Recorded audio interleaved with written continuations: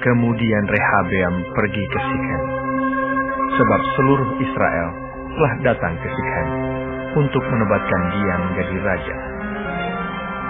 Segera sesudah hal itu kedengaran kepada Yerobeam bin Nebat, pada waktu itu dia masih ada di Mesir, sebab ia melarikan diri ke sana dari hadapan Raja Salomo. Maka kembalilah ia dari Mesir.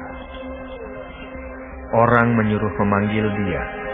Lalu datanglah Yerobeam dengan segenap jemaah Israel dan berkata kepada Rehabeam, "Ayahmu telah memberatkan tanggungan kami. Maka sekarang ringankanlah pekerjaan yang sukar yang dibebankan ayahmu, dan tanggungan yang berat yang dipikulkannya kepada kami, supaya kami menjadi hamba." Tetapi ia menjawab mereka, "Pergilah sampai lusa, kemudian kembalilah kepadaku." Lalu pergilah rakyat itu. Sesudah itu, Rehabeam meminta nasihat dari para tua-tua yang selama hidup Salomo mendampingi Salomo, ayahnya. Katanya, "Apakah nasihatmu untuk menjawab rakyat itu?" Mereka berkata, "Jika hari ini engkau mau menjadi hamba rakyat, mau mengabdi kepada mereka, dan menjawab mereka dengan kata-kata yang baik, maka mereka menjadi hamba-hambamu sepanjang waktu." Tetapi ia mengabaikan nasihat yang diberikan para tua-tua itu. Lalu ia meminta nasihat kepada orang-orang muda yang sebaya dengan dia dan yang mendampinginya. Katanya kepada mereka, "Apakah nasihatmu, supaya kita dapat menjawab rakyat yang mengatakan kepadaku, 'Ringankanlah tanggungan yang dipikulkan kepada kami oleh ayahmu'?" Lalu orang-orang muda yang sebaya dengan dia itu berkata, "Beginilah harus kau katakan kepada rakyat yang telah berkata kepadamu, 'Ayahmu telah memberatkan tanggungan kami, tapi engkau ini berilah keringanan kepada kami.' Beginilah harus kau katakan pada mereka, 'Kelingkingku lebih besar daripada pinggang ayahku. Maka sekarang ayahku telah membebankan kepada kamu tanggungan yang berat, tetapi aku akan menambah tanggungan kamu.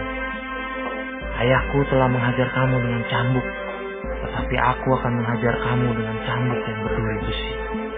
Pada hari lusanya, datanglah Yerobeam dengan segenap rakyat kepada Rehabeam, seperti yang dikatakan raja. "Kembalilah kepadaku pada hari lusa." Raja menjawab rakyat itu dengan keras. Ia telah mengabaikan nasihat yang diberikan para tua-tua kepadanya.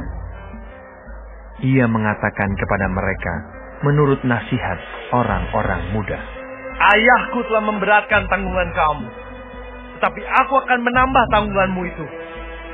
Ayahku telah mengajar kamu dengan cambuk, tetapi aku akan mengajar kamu dengan cambuk yang berduri besi."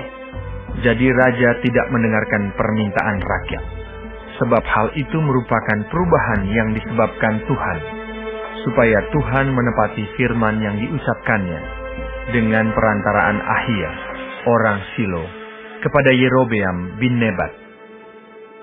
Setelah seluruh Israel melihat bahwa raja tidak mendengarkan permintaan mereka, maka rakyat menjawab raja, "Bagian apakah kita dapat daripada Daud? Kita tidak memperoleh warisan dari anak Isai itu. Ke kemahmu, hai orang Israel. Uruslah sekarang rumahmu sendiri, hai Daud." Maka pergilah orang Israel ke kemahnya, sehingga Rehabeam menjadi raja hanya atas orang Israel yang diam di kota-kota Yehuda. Kemudian Raja Rehabeam mengutus Adoram yang menjadi kepala Rodi. Tetapi seluruh Israel melontari dia dengan batu sehingga mati. Bahkan Raja Rehabeam hampir-hampir tidak dapat menaiki keretanya untuk melarikan diri ke Yerusalem. Demikianlah mulanya orang Israel memberontak terhadap keluarga Daud sampai hari ini. Segera sesudah seluruh Israel mendengar bahwa Yerobeam sudah pulang, maka mereka menyuruh memanggil dia ke pertemuan jemaah. Lalu Mereka menobatkan dia menjadi raja atas seluruh Israel. Tidak ada lagi yang mengikuti keluarga Daud selain dari suku Yehuda saja. Ketika Rehabeam datang ke Yerusalem, ia mengumpulkan segenap kaum Yehuda dan suku Benyamin. 180.000 teruna yang sanggup berperang untuk memerangi kaum Israel dengan maksud mengembalikan kerajaan itu kepada Rehabeam anak Salomo. Tetapi datanglah firman Allah kepada Semaya, abdi Allah, demikian. Katakanlah kepada Rehabeam anak Salomo, raja Yehuda, dan kepada segenap kaum Yehuda dan Benyamin, dan kepada selebihnya dari bangsa itu. Beginilah firman Tuhan. Janganlah kamu maju, dan janganlah kamu berperang melawan saudara-saudaramu orang Israel. Pulanglah masing-masing ke rumahnya, sebab akulah yang menyebabkan hal ini terjadi. Maka mereka mendengarkan firman Tuhan, dan pergilah mereka pulang sesuai dengan firman Tuhan itu. Kemudian Yerobeam memperkuat Sikem di pegunungan Efraim, lalu diam di sana. Ia keluar dari sana, lalu memperkuat Penuel. Maka berkatalah Yerobeam dalam hatinya, Kini mungkin kerajaan itu kembali kepada keluarga Daud. Jika bangsa itu pergi mempersembahkan korban sembelihan di rumah Tuhan di Yerusalem, maka tentulah hati bangsa ini akan berbalik kepada Tuhan mereka, yaitu Rehabeam, raja Yehuda. Kemudian mereka akan membunuh aku dan akan kembali kepada Rehabeam, raja Yehuda. Sesudah menimbang-nimbang, maka raja membuat 2 anak lembu jantan dari emas, dan ia berkata kepada mereka, Sudah cukup lamanya kamu pergi ke Yerusalem. Hai Israel, lihatlah sekarang Allah-Allahmu yang telah menuntun engkau keluar dari tanah Mesir. Lalu ia menaruh lembu yang satu di Betel, dan yang lain ditempatkannya di Dan. Maka hal itu menyebabkan orang berdosa, sebab rakyat pergi ke Betel menyembah patung yang satu, dan ke Dan menyembah patung yang lain. Ia membuat juga kuil-kuil di atas bukit-bukit pengorbanan, dan mengangkat imam-imam dari kalangan rakyat yang bukan dari Bani Lewi. Kemudian Yerobeam menentukan suatu hari raya pada hari yang ke-15 bulan ke-8, sama seperti hari raya yang di Yehuda, dan ia sendiri naik tangga mezbah itu. Begitulah dibuatnya di Betel, yakni ia mempersembahkan korban kepada anak-anak lembu yang telah dibuatnya itu. Dan ia menugaskan di Betel imam-imam bukit pengorbanan yang telah diangkatnya. Ia naik tangga mezbah yang dibuatnya di Betel itu pada hari yang ke-15 dalam bulan yang ke-8, dalam bulan yang telah direncanakannya dalam hatinya sendiri. Ia menentukan suatu hari raya bagi orang Israel, dan ia naik tangga mezbah itu untuk membakar korban.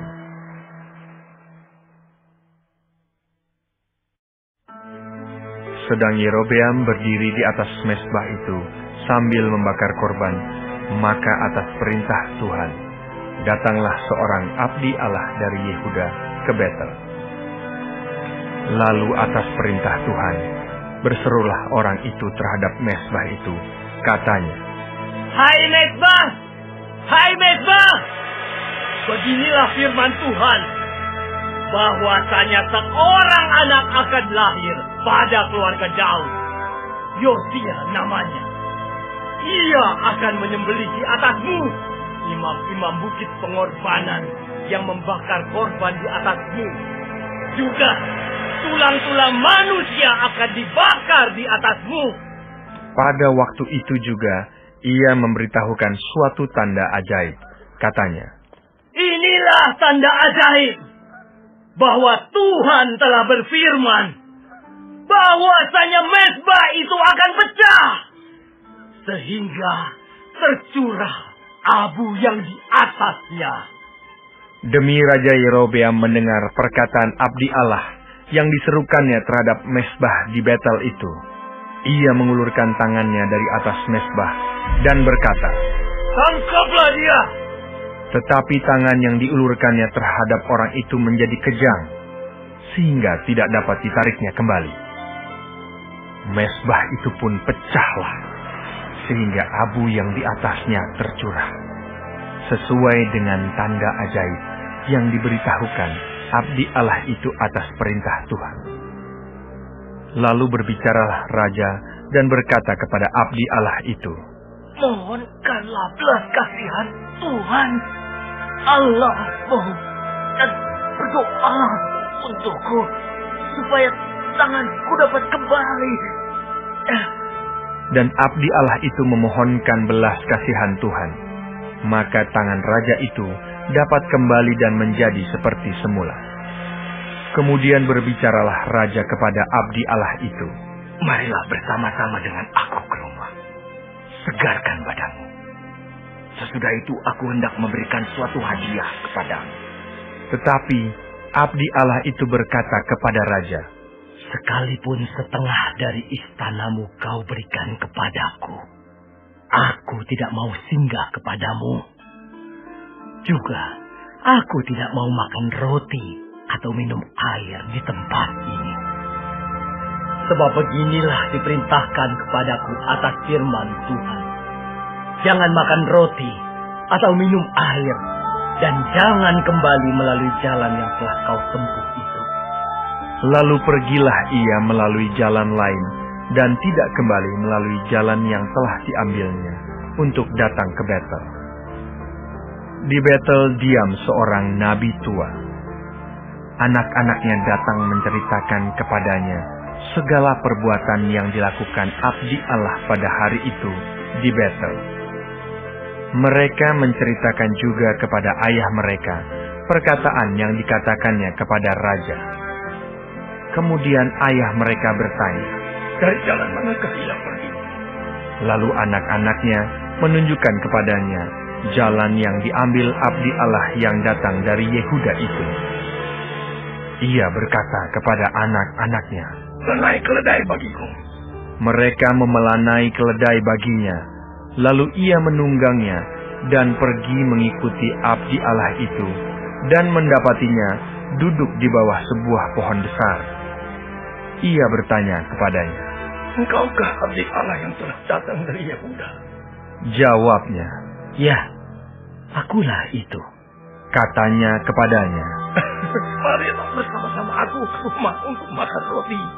Tetapi jawabnya, "Aku tidak dapat kembali bersama-sama engkau dan singgah kepadamu. Aku tidak dapat makan roti atau minum air bersama-sama engkau di tempat ini. Sebab telah diperintahkan kepadaku atas firman Tuhan, jangan makan roti atau minum air di sana.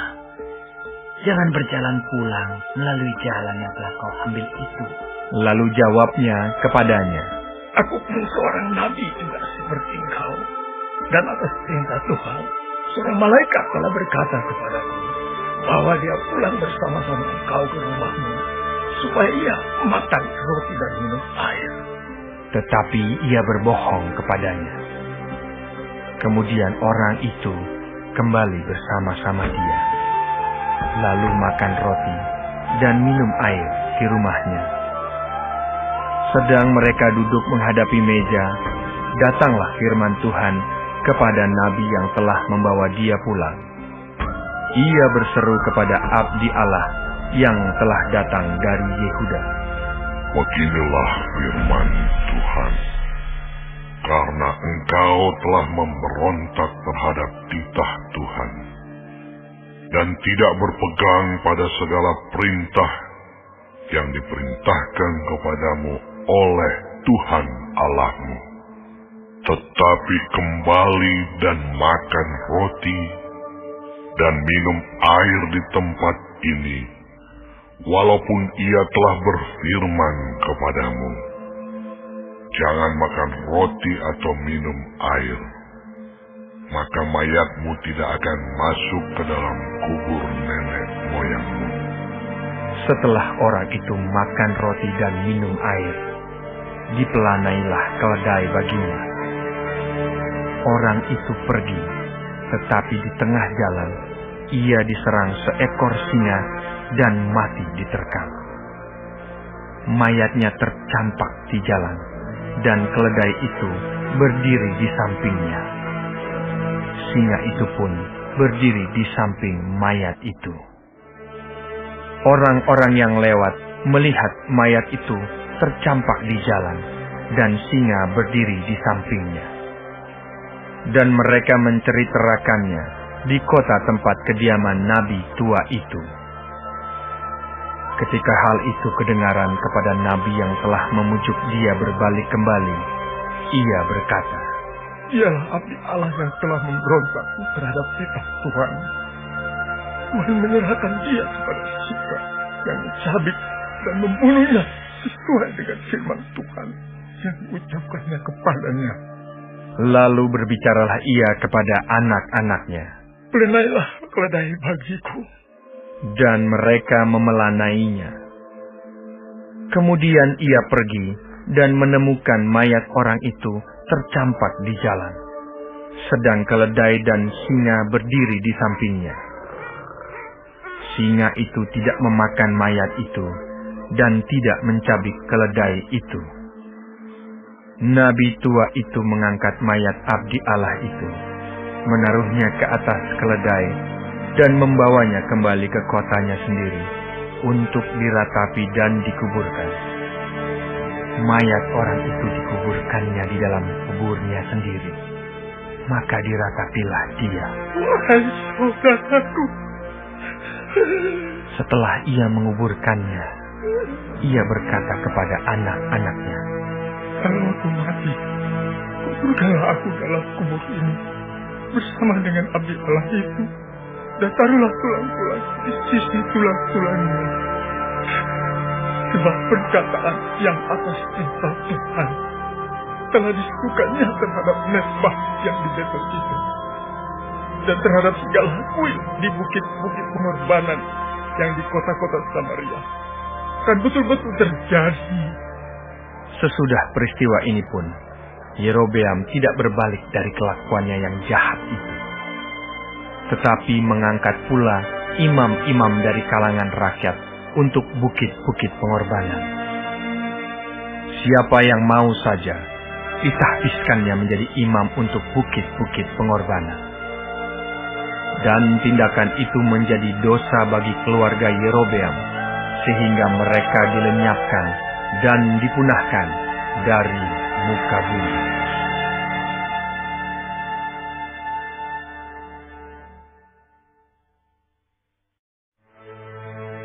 Pada waktu itu, Abia, anak Yerobeam, jatuh sakit. Lalu Yerobeam berkata kepada istrinya, "Berkematlah, menyamarlah, supaya jangan diketahui orang bahwa engkau istri Yerobeam, dan pergilah ke Silo. Bukankah di sana tinggal Nabi Ahia? Dialah yang telah mengatakan tentang aku, bahwa aku akan menjadi raja atas bangsa ini. Bawalah 10 roti, kue kismis, dan sebuli-buli air madu, dan pergilah kepadanya. Dia akan memberitahukan kepadamu apa yang akan terjadi dengan anak ini." Istri Yerobeam berbuat demikian.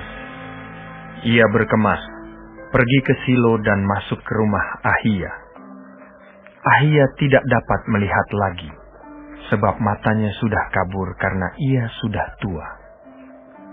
Tetapi Tuhan telah berfirman kepada Ahia, bahwasanya istri Yerobeam datang untuk menanyakan kepadamu perihal anaknya, sebab anak itu sedang sakit.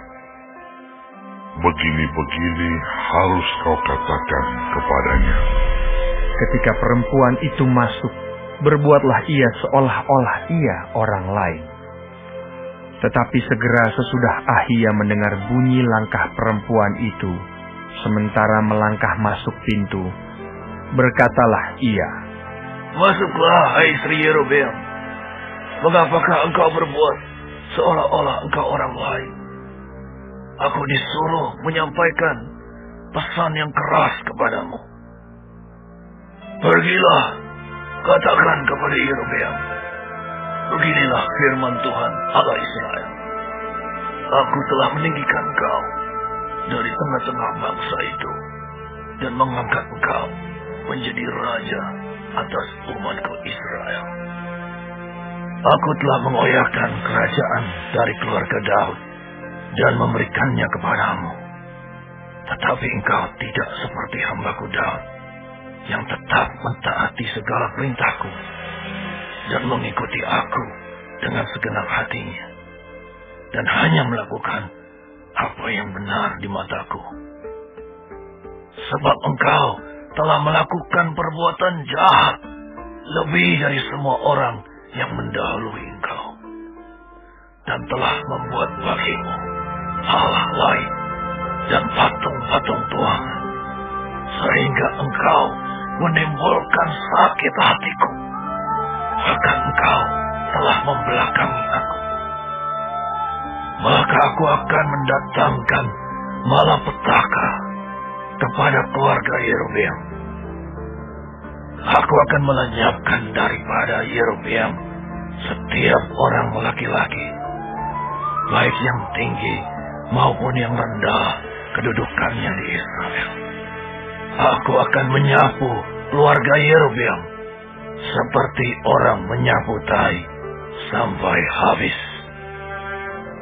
Setiap orang daripada Yerobeam yang mati di kota akan dimakan anjing, dan yang mati di padang akan dimakan burung yang di udara. Sebab Tuhan telah mengatakannya. Tetapi bangunlah dan pulang ke rumahmu pada saat kakimu melangkah masuk ke kota. Anak itu akan mati. Seluruh Israel akan meratapi dia. Sebab Israel akan meratapi dia dan menguburkan dia. Sebab hanya dialah daripada keluarga Yerobeam yang akan mendapat kubur. Sebab di antara keluarga Yerobeam hanya padanyalah terdapat sesuatu yang baik di mata Tuhan Allah Israel. Dan Tuhan akan membangkitkan baginya seorang raja atas Israel yang akan melenyapkan keluarga Yerobeam seperti kenyataan sekarang ini. Kemudian Tuhan akan menghajar orang Israel sehingga tergoyah-goyah seperti gelagah di air, dan ia akan menyentakkan mereka daripada tanah yang baik ini yang telah diberikannya kepada nenek moyang mereka. Ia akan menyerahkan mereka ke seberang sungai Efrat sana, oleh karena mereka telah membuat tiang-tiang berhala mereka, dan dengan demikian menyakiti hati Tuhan. Ia akan lepas tangan terhadap orang Israel oleh karena dosa-dosa yang telah dilakukan Yerobeam dan yang mengakibatkan orang Israel berdosa pula. Sesudah itu bangkitlah istri Yerobeam dan pergi. Lalu sampailah ia ke Tirza. Pada saat ia masuk melangkahi ambang pintu rumah, matilah anak itu. Mereka menguburkannya, dan seluruh Israel meratapi dia sesuai dengan firman Tuhan yang diucapkannya dengan perantaraan hambanya, Nabi Ahia. Selebihnya dari riwayat Yerobeam, bagaimana ia berperang dan bagaimana ia memerintah, sesungguhnya semuanya itu tertulis dalam kitab sejarah raja-raja Israel. Lamanya Yerobeam memerintah ada 22 tahun. Kemudian ia mendapat perhentian bersama-sama dengan nenek moyangnya. maka anaknya menjadi raja menggantikan dia. Adapun Rehabeam, anak Salomo, ia memerintah di Yehuda. Rehabeam berumur 41 tahun pada waktu ia menjadi raja, dan 17 tahun lamanya ia memerintah di Yerusalem, kota yang dipilih Tuhan dari antara segala suku Israel untuk membuat namanya tinggal di sana. Nama ibunya ialah Naamah, seorang perempuan Amon.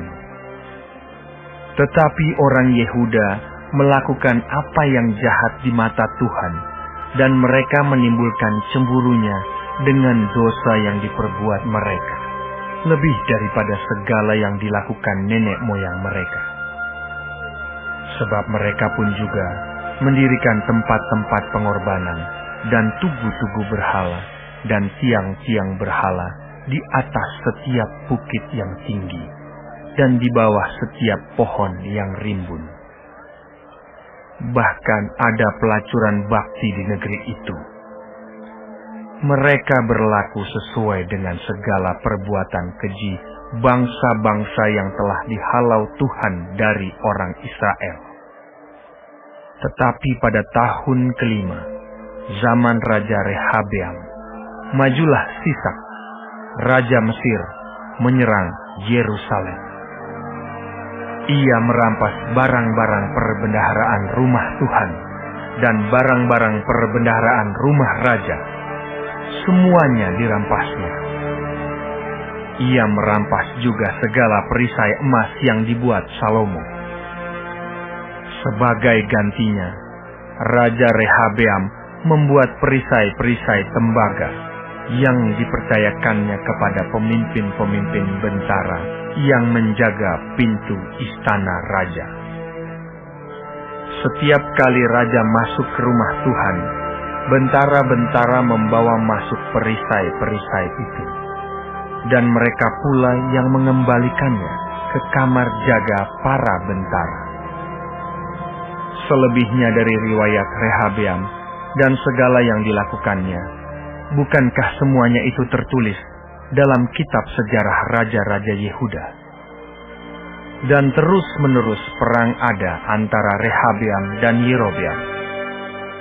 Kemudian Rehabeam mendapat perhentian bersama-sama dengan nenek moyangnya, dan ia dikuburkan di samping nenek moyangnya di kota Daud. Nama ibunya ialah Naamah, seorang perempuan Amon. Maka Abiam, anaknya, menjadi raja, menggantikan dia.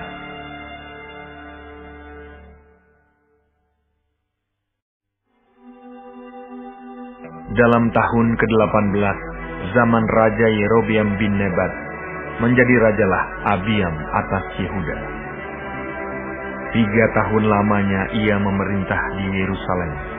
Nama ibunya ialah Maakah, anak Abisalom.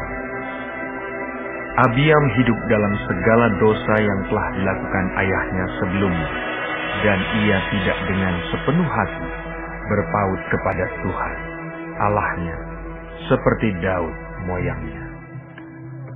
Tetapi oleh karena Daud, maka Tuhan Allahnya memberikan keturunan kepadanya di Yerusalem, dengan mengangkat anaknya, menggantikan dia, dan dengan membiarkan Yerusalem berdiri. Karena Daud telah melakukan apa yang benar di mata Tuhan, dan tidak menyimpang dari segala yang diperintahkannya kepadanya seumur hidupnya, kecuali dalam perkara Uria, orang Het itu. Dan ada perang antara Rehabeam dan Yerobeam seumur hidupnya. Selebihnya dari riwayat Abiam dan segala yang dilakukannya, bukankah semuanya itu tertulis dalam kitab sejarah raja-raja Yehuda? Dan ada perang antara Abiam dan Yerobeam. Kemudian Abiam mendapat perhentian bersama-sama dengan nenek moyangnya, dan ia dikuburkan di kota Daud. Maka Asa, anaknya, menjadi raja menggantikan dia. dalam tahun ke-20 zaman Yerobeam, Raja Israel, Asa menjadi raja atas Yehuda. 41 tahun lamanya ia memerintah di Yerusalem. Nama neneknya yang perempuan ialah Maakah, anak Abisalom. Asa melakukan apa yang benar di mata Tuhan seperti Daud, bapa leluhurnya. Ia menyingkirkan pelacuran bakti dari negeri itu dan menjauhkan segala berhala yang dibuat oleh nenek moyangnya. Bahkan ia memecat Maakah, neneknya, dari pangkat ibu suri, karena neneknya itu membuat patung Asyera yang keji. Asa merobohkan patung yang keji itu dan membakarnya di lembah Kidron. Sekalipun bukit-bukit pengorbanan tidak dijauhkan, namun Asa berpaut kepada Tuhan dengan segenap hatinya sepanjang umurnya. Ia membawa persembahan-persembahan kudus ayahnya dan persembahan-persembahan kudusnya sendiri ke rumah Tuhan, yakni emas dan perak serta barang-barang lain. Dan ada perang antara Asa dan Baesa, Raja Israel, sepanjang umur mereka. Baesa, Raja Israel, maju berperang melawan Yehuda, dan ia memperkuat Rama dengan maksud mencegah lalu lintas kepada Asa, Raja Yehuda. Tetapi Asa mengambil segala emas dan perak yang masih tinggal dalam perbendaharaan rumah Tuhan dan dalam perbendaharaan rumah raja, dan menyerahkannya kepada pegawainya. Kemudian Raja Asa mengutus mereka kepada Ben-Hadad bin Tabrimon bin Hezion, Raja Aram yang diam di Damsyik, dengan membawa pesan, Ada perjanjian antara aku dan engkau, antara ayahku dan ayahmu. Di sini kukirim kepadamu suatu bingkisan, yakni emas dan perak. Marilah, batalkanlah perjanjianmu dengan Baesa, Raja Israel, supaya ia undur daripadaku. Lalu Ben-Hadad mendengarkan permintaan Raja Asa. Ia menyuruh panglima-panglimanya menyerang kota-kota Israel, dan ia mengalahkan Iyon, dan Abel Bet Maakah, dan seluruh Kinerot serta seluruh tanah Naftali. Segera sesudah Baesa mendengar hal itu, ia berhenti memperkuat Rama, dan ia menetap di Tirza. Tetapi Raja Asa mengerahkan segenap orang Yehuda, seorang pun tiada yang terkecuali. Mereka harus mengangkat batu dan kayu yang dipergunakan Baesa untuk memperkuat Rama. Raja Asa mempergunakannya untuk memperkuat Geba Benyamin dan Mizpa. Selebihnya dari seluruh riwayat Asa dan segala kepahlawanannya dan segala yang dilakukannya dan kota-kota yang diperkuatnya, bukankah semuanya itu tertulis dalam kitab sejarah raja-raja Yehuda? Tetapi pada masa tuanya, ia menderita sakit pada kedua kakinya. Kemudian Asa mendapat perhentian bersama-sama dengan nenek moyangnya, dan ia dikuburkan di samping nenek moyangnya di kota Daud, bapa leluhurnya. Maka Yosafat, anaknya, menjadi raja menggantikan dia. Nadab, anak Yerobeam, menjadi raja atas Israel dalam tahun kedua zaman Asa, Raja Yehuda. Ia memerintah atas Israel 2 tahun lamanya. Ia melakukan apa yang jahat di mata Tuhan, serta hidup menurut tingkah laku ayahnya dan menurut dosa ayahnya, yang mengakibatkan orang Israel berdosa pula. Dan Baesa bin Ahia dari kaum Isakar mengadakan persepakatan melawan dia. Baesa menewaskan dia di Gibeton yang termasuk wilayah orang Filistin. Sedang Nadab dan seluruh Israel mengepung Gibeton itu. Baesa membunuh dia dalam tahun ketiga zaman Asa, Raja Yehuda, dan menjadi raja menggantikan dia. Segera sesudah ia menjadi raja, ia membunuh seluruh keluarga Yerobeam. Tidak ada yang bernafas yang ditinggalkannya hidup daripada Yerobeam, sampai dipunahkannya semuanya, sesuai dengan firman Tuhan yang diucapkannya dengan perantaraan hambanya Ahia, orang Silo itu. Oleh karena dosa-dosa yang telah dilakukan Yerobeam, yang mengakibatkan orang Israel berdosa pula, oleh sebab sakit hati yang ditimbulkannya pada Tuhan, Allah Israel. Selebihnya dari riwayat Nadab dan segala yang dilakukannya, bukankah semuanya itu tertulis dalam kitab sejarah raja-raja Israel? Dan ada perang antara Asa dan Baesa, raja Israel, sepanjang umur mereka. Dalam tahun ketiga zaman Asa, raja Yehuda, Baesa bin Ahia menjadi raja atas seluruh Israel di Tirza. Ia memerintah 24 tahun lamanya. Ia melakukan apa yang jahat di mata Tuhan, serta hidup menurut tingkah laku Yerobeam, dan menurut dosanya yang mengakibatkan orang Israel berdosa pula.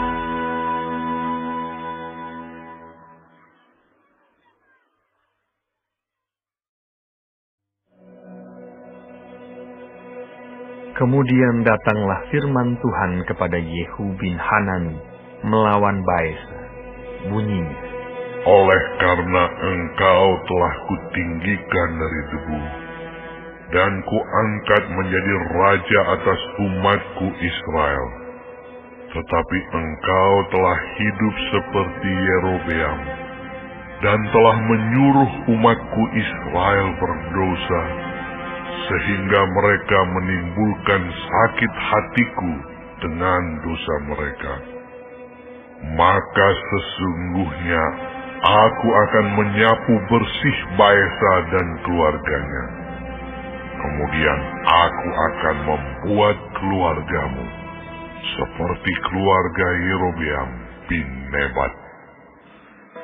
Siapa yang mati daripada Baesa di kota akan dimakan anjing, dan yang mati daripadanya di padang akan dimakan burung yang di udara.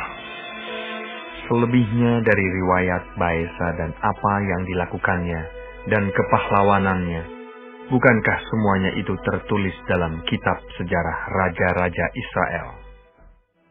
Kemudian Baesa mendapat perhentian bersama-sama dengan nenek moyangnya, dan ia dikuburkan di Tirza.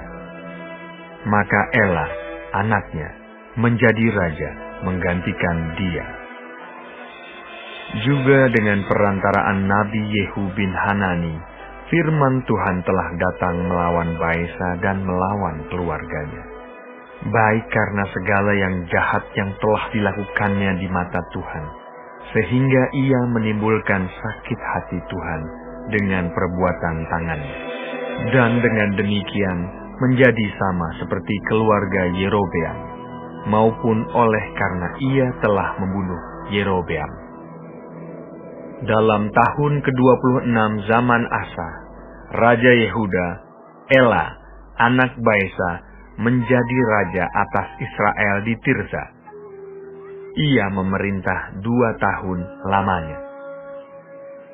Zimri, pegawainya yang menjadi panglima atas setengah dari pasukan kereta, mengadakan persepakatan melawan dia. Ketika ia minum-minum sampai mabuk di Tirza, di rumah Arza yang menjadi kepala istana di Tirza, datanglah Zimri, lalu membunuh dia dalam tahun ke-27 zaman Asa, Raja Yehuda, dan ia menjadi raja menggantikan dia. Pada waktu ia menjadi raja itu, segera sesudah ia duduk di atas tahtanya, ia membunuh seluruh keluarga Baesa. Tidak ada seorang laki-laki pun daripadanya yang ditinggalkannya hidup, juga kaumnya dan teman-temannya. Demikianlah Zimri memunahkan seluruh keluarga Baesa, sesuai dengan firman Tuhan yang diucapkannya kepada Baesa dengan perantaraan Nabi Yehu.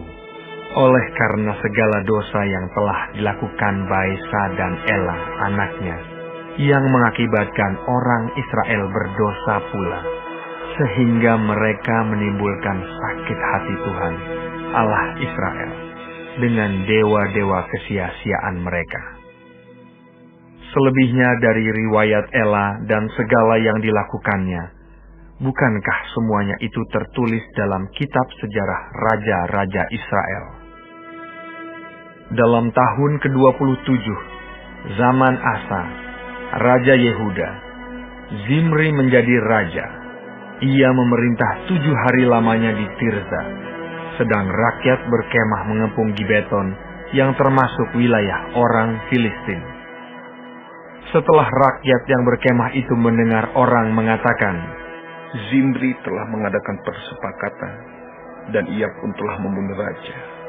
maka pada hari itu juga di tempat perkemahan, seluruh Israel menobatkan Omri, panglima tentara, menjadi raja atas Israel. Kemudian Omri dengan seluruh Israel maju dari Gibeton, dan mereka mengepung Tirza. Segera sesudah Zimri melihat bahwa kota itu telah direbut, masuklah ia ke dalam puri istana raja, lalu membakar istana raja itu, sedang ia sendiri ada di dalamnya, dan ia mati. Oleh karena dosa-dosa yang telah dilakukannya dengan melakukan apa yang jahat di mata Tuhan, serta hidup menurut tingkah laku Yerobeam dan menurut dosa Yerobeam yang mengakibatkan orang Israel berdosa pula. Selebihnya dari riwayat Zimri dan persepakatan yang diadakannya, bukankah semuanya itu tertulis dalam kitab sejarah raja-raja Israel? Pada waktu itu bangsa Israel terbagi dua. Sebagian dari bangsa itu mengikuti Tibni bin Ginat dan bermaksud mengangkat dia menjadi raja, dan sebagian lagi mengikuti Omri. Tetapi rakyat yang mengikuti Omri lebih kuat daripada rakyat yang mengikuti Tibni bin Ginat. Sesudah Tibni mati, maka Omri menjadi raja. Dalam tahun ke-31, zaman Asa, Raja Yehuda, Omri menjadi raja atas Israel, dan ia memerintah 12 tahun lamanya. Di Tirza, ia memerintah 6 tahun lamanya. Kemudian ia membeli gunung Samaria daripada Semer dengan 2 talenta perak. Ia mendirikan suatu kota di gunung itu dan menamainya Samaria, menurut nama Semer, pemilik gunung itu. Omri melakukan apa yang jahat di mata Tuhan, dan ia melakukan kejahatan lebih daripada segala orang yang mendahuluinya.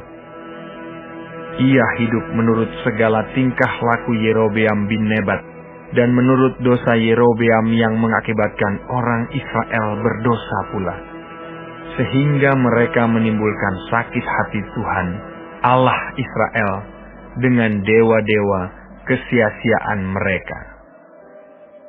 Selebihnya dari riwayat Omri, apa yang dilakukannya dan kepahlawanannya, bukankah semuanya itu tertulis dalam kitab sejarah raja-raja Israel? Kemudian Omri mendapat perhentian bersama-sama dengan nenek moyangnya, dan ia dikuburkan di Samaria. Maka Ahab, anaknya, menjadi raja menggantikan dia. Ahab, anak Omri, menjadi raja atas Israel dalam tahun ke-38 zaman Asa, Raja Yehuda.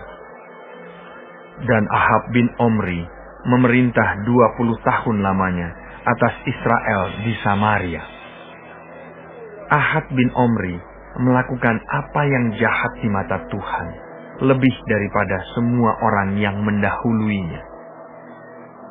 Seakan-akan belum cukup ia hidup dalam dosa-dosa Yerobeam bin Nebat, maka ia mengambil pula Izabel, anak Etbaal, raja orang Sidon, menjadi istrinya, sehingga ia pergi beribadah kepada Baal dan sujud menyembah kepadanya. Kemudian ia membuat mezbah untuk Baal itu di kuil Baal yang didirikannya di Samaria. Sesudah itu Ahab membuat patung Asyerah, dan Ahab melanjutkan bertindak demikian, sehingga ia menimbulkan sakit hati Tuhan, Allah Israel, lebih dari semua raja-raja Israel yang mendahuluinya. Pada zamannya itu, Hiel, orang Betel, membangun kembali Yeriko. Dengan membayarkan nyawa Abiram, anaknya yang sulung, ia meletakkan dasar kota itu. Dan dengan membayarkan nyawa Segub, anaknya yang bungsu, ia memasang pintu gerbangnya, sesuai dengan firman Tuhan yang diucapkannya dengan perantaraan Yosua bin Nun.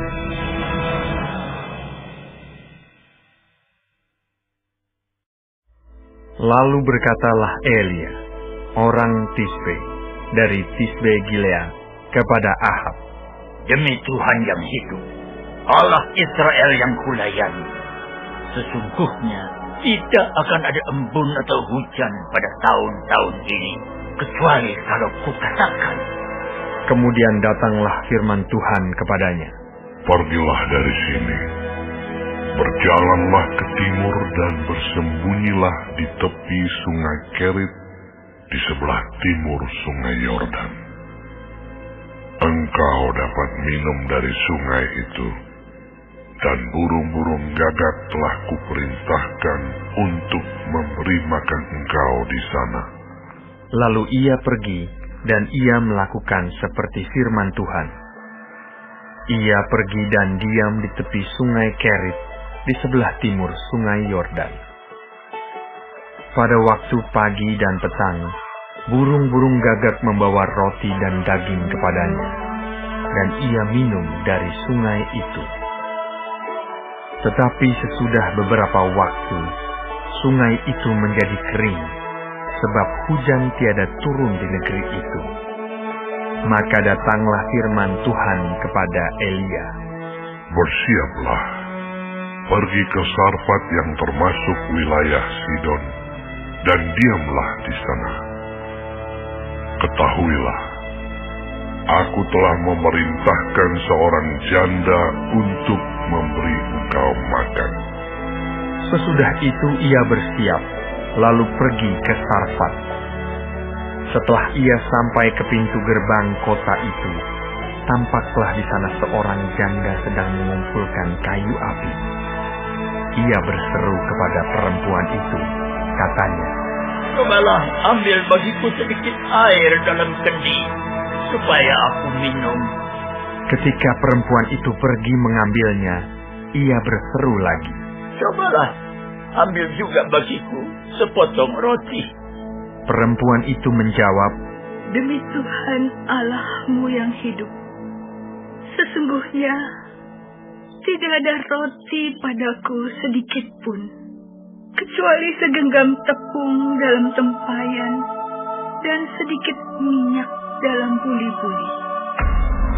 Dan sekarang aku sedang mengumpulkan 2-3 potong kayu api. Kemudian aku mau pulang dan mengolahnya bagiku dan bagi anakku. Dan setelah kami memakannya, maka kami akan mati." Tetapi Elia berkata kepadanya, "Janganlah takut, pulanglah, buatlah seperti yang kau katakan, tetapi buatlah lebih dahulu bagiku sepotong roti bundar kecil daripadanya, dan bawalah kepadaku. Kemudian barulah kau buat bagimu dan bagi anakmu. Sebab beginilah firman Tuhan Allah Israel. Tepung dalam tempayan itu tidak akan habis, dan minyak dalam buli-buli itu pun tidak akan berkurang sampai pada waktu Tuhan memberi hujan ke atas muka bumi. Lalu pergilah perempuan itu dan berbuat seperti yang dikatakan Elia. Maka perempuan itu dan dia serta anak perempuan itu mendapat makan beberapa waktu lamanya. Tepung dalam tempayan itu tidak habis dan minyak dalam buli-buli itu tidak berkurang, seperti firman Tuhan yang diucapkannya dengan perantaraan Elia. Sesudah itu, anak dari perempuan pemilik rumah itu jatuh sakit, dan sakitnya itu sangat keras, sampai tidak ada nafasnya lagi. Kata perempuan itu kepada Elia, "Apakah maksudmu datang kemari, ya abdi Allah? Singgahkah engkau kepadaku untuk mengingatkan kesalahanku dan untuk menyebabkan anakku mati?" Kata Elia kepadanya, Berikanlah anakmu itu kepadaku. Elia mengambilnya dari pangkuan perempuan itu dan membawanya naik ke kamarnya di atas dan membaringkan anak itu di tempat tidurnya. Sesudah itu ia berseru kepada Tuhan, katanya, Ya Tuhan Allahku, apakah Engkau menimpakan kemalangan ini atas janda ini juga, yang menerima aku sebagai penumpang dengan membunuh anaknya? Lalu ia mengunjurkan badannya di atas anak itu 3 kali dan berseru kepada Tuhan, katanya, Ya Tuhan Allahku, pulangkanlah kiranya nyawa anak ini ke dalam tubuhnya. Tuhan mendengarkan permintaan Elia itu, dan nyawa anak itu pulang ke dalam tubuhnya, sehingga ia hidup kembali. Elia mengambil anak itu, ia membawanya turun dari kamar atas ke dalam rumah dan memberikannya kepada ibunya. Kata Elia, Ini anakmu, ia sudah hidup. Kemudian kata perempuan itu kepada Elia, Sekarang aku tahu bahwa engkau abdi Allah, dan firman Tuhan yang kau ucapkan itu adalah benar.